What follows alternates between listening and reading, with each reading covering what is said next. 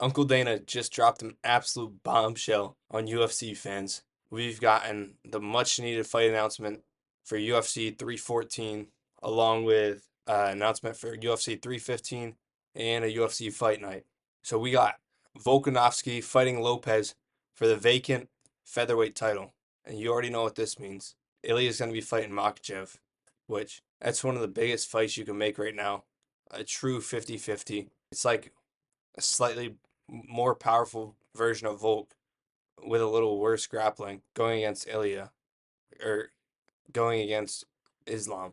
But as far as the Volkanovski and Lopez fight goes, we're going to see Volk become champ again in 2025. It's going to be UFC fans around the world will rejoice. Then we got Michael Chandler, Paddy Pimblett, 5-round co-main. I see a lot of people hating on this fight. Personally, I'm so tired of the Michael Chandler hate. He literally fights for pure entertainment purposes. Every time he goes in the cage, he risks his chance of winning so he can entertain the fans. Example, pistol squatting Dustin Poirier, jumping with Oliveira on his back in the first fight, walking towards Gaethje with his hands down. This dude does so much for the fans, and you got people hating on him, bro. Like, why are you gonna hate on someone that goes above and beyond to give you an entertaining performance? Any Michael Chandler fight's a banger. 5 out of his 6 UFC fights have been performance fight of the night bonuses, and you're gonna say, "Oh, Chandler, like, what are you gonna hate on him for? He's a family man. Oh, he waited for McGregor. Yeah, no shit, he waited for McGregor. That's how he was gonna make a bag, bro, and it was gonna work until McGregor pulled out because of the little pinky toe. But how are you gonna hate on Chandler, bro? How are you gonna hate on him for chasing the bag and putting on entertaining fights? Like, you guys would do the same thing if you were in his situation. Everyone would. So I don't get why people are hating on him. He's extremely well spoken, and he's one of the smartest fighters on the roster outside of the cage, that is. But dude, I'm so tired of the Michael Chandler hate. And then Paddy Pimblett, he's never lost in UFC. Who was his last win? Tony Ferguson? No, it was Bobby Green. It was Bobby Green. I don't know with Paddy, bro. I think Chandler's gonna be a pretty dang good test because whether you like it or not, Chandler's up there with the rest of them. He took a round off Oliveira, almost finished him. Took 1 or 2 rounds off Poirier. Close fight with Gaethje. Again, in the Oliveira fight, their first fight, he dropped Oliveira, almost finished him there. Was the first one to flatline Tony. What else? We got Gaethje, Poirier, Oliveira, Tony. Oh, and then yeah, he knocked out Hooker in his debut, which now Hooker's top 5, top 6. So whether you like it or not, Chandler's truly elite, and he's going to be a hell of a test for Paddy Pimblett. If Paddy can win, we might have a new lightweight prospect. Another fight we got, this is an absolute banger. Yair Rodriguez, one of the most entertaining strikers, versus Patricio Pitbull, who is like another version of Michael Chandler. He was also in Bellator. Michael Chandler had a series with him. Amazing fights, crazy fights. Pitbull's a stand and bang guy, so his fight with Yair is going to be an absolute war. If you're a fan of violence, you're gonna like this fight. The rest of the card's stacked as well. Jeff Neal, Carlos Prates. We got two of the most heavy-handed hitters at welterweight. Jeff Neal has crazy durability. Carlos Prates hasn't been tested necessarily yet, but Jeff Neal is gonna be an amazing litmus test for Prates. We're gonna be able to get a really good gauge on how successful he'll be based on his Jeff Neal performance. Look at Ian Gary. He beat Jeff Neal. Wasn't the cleanest performance, but he's one of the most elite in the world now. Shavkat Rakhmonov, same thing. Jeff Neal gave him a hell of a fight, but couldn't quite get the job done. Regardless, now Shavkat's one of the greatest in the world at welterweight. So Jeff Neal's a great litmus test for any up and coming welterweight. He's like the real Neil Magny, the real gatekeeper of the division. And if you beat him, it actually means something. And we got the return of Dominic Reyes. And he's been on a streak. He's having a career revival right now. If he can beat Krylov, he has a really, really positive future ahead of him. Krylov is no joke. He's a pretty elite fighter. And Reyes is finally getting back in the mix. He beats Krylov and then he probably finds himself in a number one contenders fight. Imagine Reyes versus Pereira.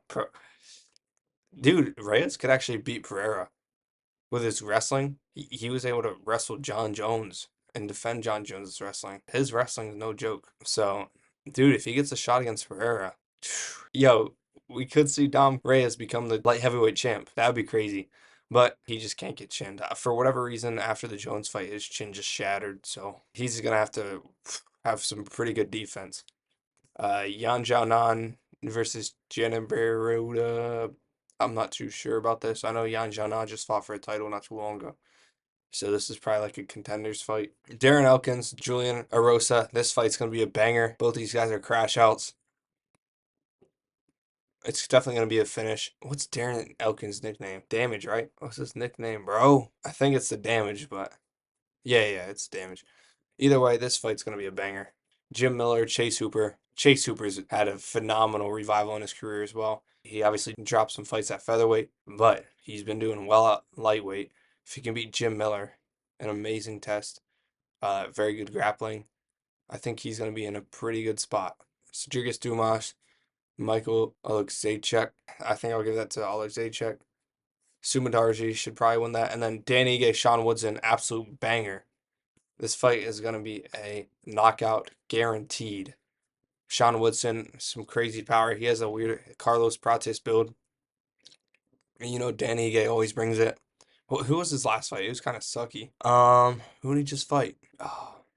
Oh, Dan Ige. Who did Dan Ige just fight? Yeah, Lerone Murphy. All right.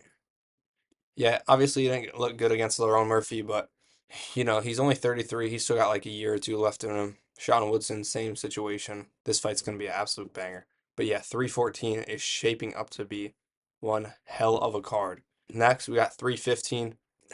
Uh, Main event, we got Jack Della Maddalena getting his title shot. I don't know, dude. I mean, Bilal's getting up there in age, but Jack's definitely has the power to end the fight at any moment. But then again, Gilbert Burns was out grappling him like the whole fight and beating him until Jack caught him. So I don't know how this one goes. Honestly, I think I may pick Bilal, but we'll have to see. Next, we got Valentina Shevchenko versus Manon Fiorot. Apparently, Fiorot's a marauder. Valentina's probably going to win, though. We got Gilbert Burns, Michael Morales. I've been hot on Michael Morales since his first fight in the UFC. I was watching his UFC debut at B-Dubs. I'm very high on him. I know a lot of people like to hop on the hype train, but I was truly there in the beginning. And then Gilbert Burns, you know, he's on the decline. Michael Morales is probably going to knock him out, unfortunately. I wish they would have done Gilbert Burns versus like a Colby Covington, but it looks like they're going to use him as a gatekeeper. So I got Morales. I feel bad for Gilbert. He's not going to have a very pretty end to his career, but that's just how the cookie crumbles sometimes. Next, we got Grasso Silva. Pretty good fight. Marc-Andre Barriault versus Bruno Silva. This should be a pretty entertaining fight. Both these men stay in the bang. Not much else to say. And then lastly, we got a new main event for UFC London.